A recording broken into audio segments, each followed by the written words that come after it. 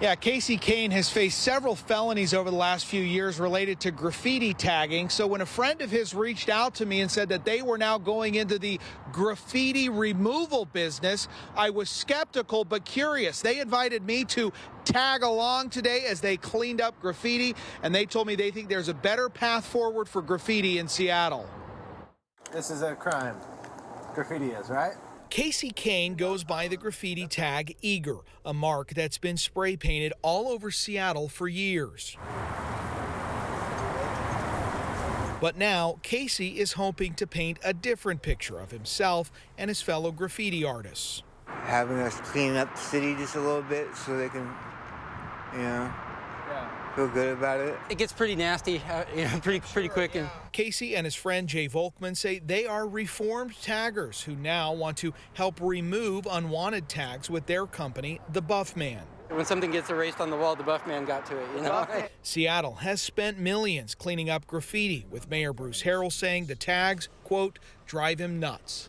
Even after spending all this time doing graffiti, I understand that aspect. County prosecutors have charged dozens of people with felonies for graffiti in the last year, and the state can't keep up with all the tags on the freeway. With all that money being spent, there sure is a lot of tagging still, and really no attempt had been made to make some kind of relationship. Jay says he wants to work with the city on an outlet for their talent, something like designated buildings or walls for graffiti. Well, personally, I know that we could probably do a better job just because we know how it works. Stay away from tagging on businesses, because they'll probably want to pay you and have you do something nice.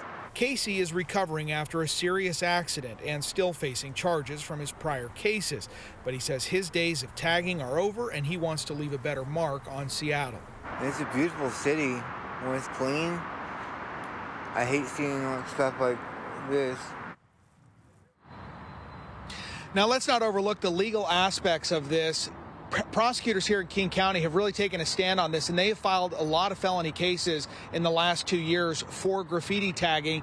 That can come with penalties, including restitution, fines, even community service, all the way up to time in custody. So something they take seriously. We'll see if this new plan might work. Reporting live in Seattle, Jeremy Harris, KOMO News. Well, Jeremy, how is the city responding to the graffiti problem now?